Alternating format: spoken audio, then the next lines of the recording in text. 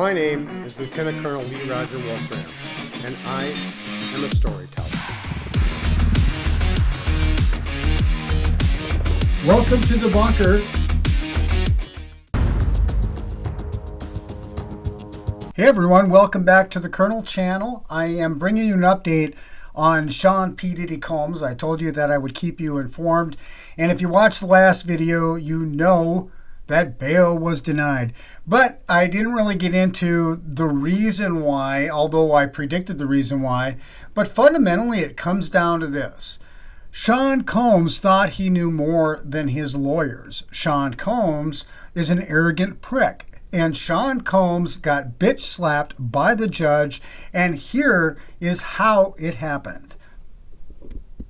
How can I even trust the lawyers to make sure that Sean Combs will do what he needs to do on the outside? There was either outright misleading or attorneys who can't control their client. And this is it. So the first part I'd like to say is, look, I'm sure his lawyers told him don't violate the rules. I know I do that with every one of my clients. I warn them that the phone calls are totally monitored. That stuff ends up back in a courtroom. They record that stuff. So I know his lawyers advised him not to talk to anybody, okay? So what does he do? Then he gets instead of that, he gets his information, his legal advice from the other dumbasses who are in custody in the detention center. Okay, so he deserves everything he gets. And his lawyers were, they're good lawyers, and they were on the verge of having some colorable arguments for him to get out of custody. And I genuinely think the judge was considering it. But when the judge found out that Sean Combs just doesn't give a shit about the rules, that's when the judge decided to completely turn on him if there was any glimpse of possibility, and completely jammed it up his ass. And I am happy to see it, because it couldn't happen to a more violent, scary, demented prick. There, I said it. Did it right on the eve of Thanksgiving, Wednesday night. And that is a big blow to the embattled rapper and producer who's facing these federal charges that could conceivably send him to prison for the rest of his life. He reviewed the record not only from that prior hearing, not only the briefs from both the prosecution and the defense, but he also reviewed the transcripts of the prior hearings, because there was a district court judge and a magistrate court judge, as you said, who both denied Sean Combs bail. Combs' legal team proposed a $50 million bail package, including home confinement in a heavily monitored Upper East Side apartment. They promised strict conditions: no internet, no phone, and 24/7 private security. However, Judge Subramanian was skeptical, citing concerns that Combs' resources and influence could undermine even the strictest measures. His lawyer said, "You can trust us. If we tell him not to do something, he won't do it." Okay, so that's what I mean. So the lawyers have some capital. And if in the past the lawyer has made accurate representations to the court, then the court can take that into account when making decisions. Like this lawyer's clients, when that lawyer represents to me that their clients will or won't do something, that is the case. That's some of that lawyer capital when you're getting a successful, good reputation lawyer, which is what he had. And the judge lost all respect for the communication and the cooperation in the defense, saw that Combs thought he was going to manipulate everybody to include his lawyers, and that's what led to his downfall. Now, the judge was very thorough about considering all of these things, and by the weekend, by that Monday, the judge knew that he had communicated once again in violation of the rules, and that's where the judge decided to write a decision outlining all the reasons why he should remain in custody. And one of the things that was being considered, was being argued by the defense, is about this Mike Jeffries case, where it's also very similar sexual allegations in the Abercrombie Fitch case. However, the difference is that Combs is facing a RICO indictment. RICO is like, it's a gang. It's not just him. It's a gang. It's a gang that intimidates people. It's a gang that does his bidding. That's what a RICO is. It's an organized crime network. And I know I've mentioned mafia, and I got a lot of comments back from, and I agree that the mafia wasn't pedophiles and the kind of things that Sean Combs is accused of. But I've been limiting it to the criminal case. And in the criminal case, those allegations of minors is not in the indictment so far. So I'm just limited it to what it is. But the difference is, of course, that Mike Jeffries, they just thought maybe he would run or something. In the case of Sean Combs, he's got tendrils. He's got guys with guns. He's got guns in his own place when they executed the search warrants with serial numbers that have been ground off. And that in itself is huge federal crime. So there's really not much comparison when it comes down to that. But it was something the judge could have used if the judge was considering it and the judge wanted to see it a different way. His defense counsel gave the judge all these things that the judge could lean one way or another, and it would be backed up by some law and some reason. And the only thing that screwed that up is P.Diddy. The defense also argued that Combs' communication was protected under the First Amendment, but the court was unconvinced. The defense compared Combs' case to that of former Abercrombie CEO Mike Jeffries, who was recently granted bail despite facing similar sex trafficking charges. Combs is in a different position than Mike Jeffries, the former CEO of Abercrombie, who was recently also arrested and charged with federal sex trafficking crimes in New York. Why? The difference? The issue with Jeffries was less that he was a danger on the outside versus him being a flight risk. He has no criminal history. The allegation stemmed from a decade ago in that case, and he's 80 years old. And there was also no racketeering or RICO allegation like there is with respect to Sean Combs. Judge Subramanian emphasized key differences, noting that Jeffries is 80 years old, has no history of violence, and his alleged conduct occurred years ago. Let's talk about Sean Combs' bail package. And Subramanian seemed to be entertaining the idea of pretrial release. Okay. And he really let everyone be heard. I will give that to the judge.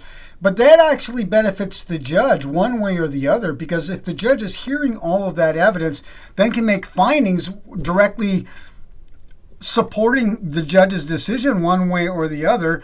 And that really kind of ensures that he is not going to be tipped on appeal. Because remember, there's a pending appeal that's been held in abeyance with the Second Circuit. So the judge is making sure he's not going to get tipped. And he's sure in the hell not going to get tipped for a guy who breaks the rules. You're saying your client is no longer violating BOP rules and the MDC rules with respect to these phones, but he's doing it even after the hearing where you represented that this conduct would stop. Judge Subramanian was so meticulous and took his time so that the defense can't say, oh, he just so easily dismissed our claims. He decided it in one day.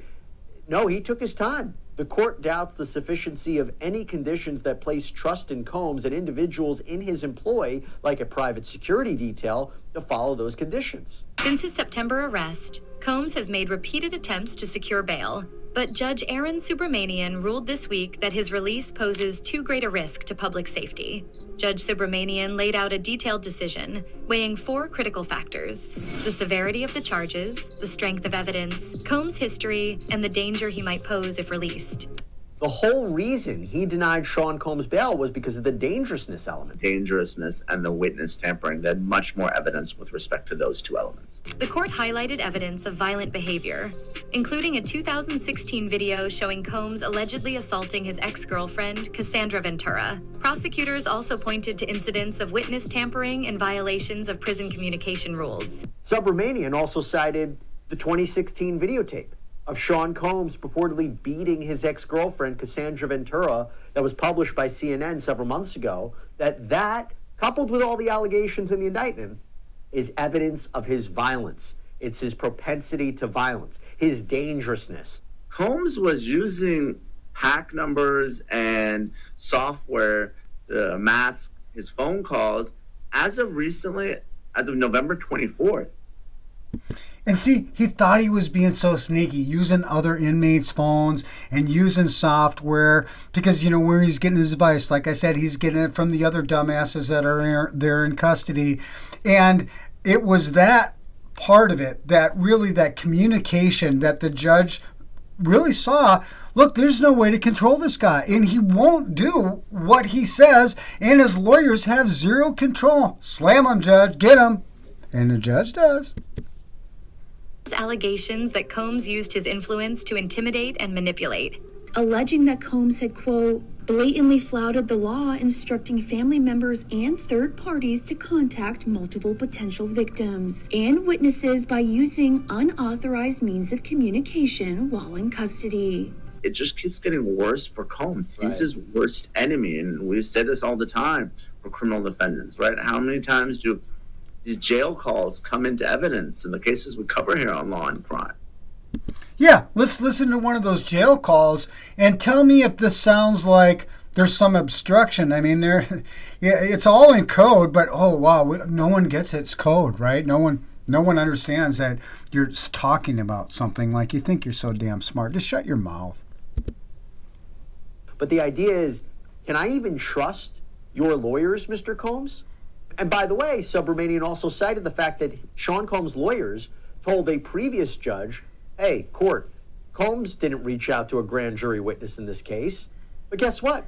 He allegedly did. This is actually a crime. This is witness tampering. This is obstruction of justice. While in detention, he's accused of making unauthorized calls and using third-party messaging services to contact witnesses. Do not entertain none of this nonsense and nothing over the phone. I'm going to need you to get rid of all the leftover pizza boxes. The what? All the boxes left over from the pizza. All the boxes. Okay. Make sure you recycle the plastic like we talked about. Yeah. Did Jay reach out yet? Nah, Bob. He ghosting. This motherfucker doing. These things sweet now because I'm in here. This is all good. You about to get out on bail. Yeah, you're about to get on bail. I think he really thought he had a good shot and he was smarter than everybody else, but the judge has a little surprise for him. I know what you're up to there, Sean P.Diddy Combs, and I'm going to use that, your own actions, not the actions of your lawyers, not any problem with anything that the prosecutor did, but your own actions. Good for him. I'm not even going to make a determination on the content of those communications. It's just the fact that he violated BOP rules that matters. He broke the rules while in the MDC while he was seeking bail, and when he knew the government had already alleged he was reaching out to witnesses and engaging in obstruction, and yet he does this? Subramanian says, and despite all that, he does this from behind bars? Combs is trying to threaten, blackmail, dissuade, even outright bribe witnesses to prevent them from showing up, or if they do show up, to take a very different position than they have in meetings with federal agents and potentially before the grand jury. No to bail. The bail request was denied. Judge Subramanian wrote on page 1 of the order, the court finds that the government has shown by clear and convincing evidence that no condition or combination of conditions will reasonably assure the safety of the community. Judge denies the music producer's latest request for bail on November 27th, citing that no conditions of a potential release for Combs would reasonably assure the safety of the community. Subramanian ruled that Combs presents a serious risk of witness tampering, obstruction, like improperly contacting a grand jury witness and trying to cover it up. Third, Subramanian says that Combs violated the Bureau of Prisons regulations in the MDC to obscure his communications with third parties, paying other inmates to use their phone access code numbers to make calls to people who were not approved on his contact list, or instructing family members and lawyers to add people to three-way calls. He never thought that he would lose bail. I think he always felt he would make it. 4, and this was really interesting, Subramanian took issue with what he perceived to be Combs' lawyers, saying that they misrepresented to the court whether Sean Combs' legal pads in his jail unit were actually labeled legal or not. And I want to, so again, this is stuff when you ask your client things and they tell you, and you go and represent to the court. I can see how this happens. I would ask my client, so were they marked legal? Oh, yeah, they were marked. All of them? Yeah, all of them. Well, the lawyer wasn't there, right? And I think the same thing happened when they were talking about vouching for him and saying that he wouldn't reach out again, or he hadn't reached out again. I didn't reach out. And the lawyers, again, they say he didn't reach out, Your Honor, and then they find out he did. So all the credibility is gone from this guy, leaves him wide open for the judge to just find whatever the judge wants to find. And that's why I don't think he's got a shot in hell at an appeal. With Sean Diddy Combs being denied bail yet again, what's next for him? One last chance, appealing to the Second Circuit Court of Appeals. In these types of cases, appellate judges are really supposed to defer to the discretion of the trial court. They're the ones who hold these types of hearings and they make decisions. Now, obviously, if there's an abuse of that discretion, they can reverse, but that's very uncommon in my experience, where an appellate court will step in and say, you know what, the denial of bail is an abuse. For the guy who was denied bail for a third time and will conceivably remain locked up at the Metropolitan Detention Center pending his May 2025 trial on federal sex trafficking and racketeering and prostitution charges, I don't think he's going to do better on a motion to reconsider the bail issue or on appeal to the Second Circuit Court of Appeals. There's currently a pending appeal at the Second Circuit Court of Appeals. It looks like he is going to remain behind bars pending trial. Well, there's your update on Sean P.Diddy Combs. What a dumbass. And I don't need to say any more. I think it's pretty self-explanatory. You, I'm sure, know the kind of people I'm talking about. Those that are so arrogant, that look down at everybody else and they think they know more than everybody else. And it's in his case, it's gone to this disgusting sociopathic level where he doesn't really consider other humans to have value in themselves, only what they're worth to him. So I hope he never sees the light of day. But until the next time, from the bunker, Wolf 6 out here.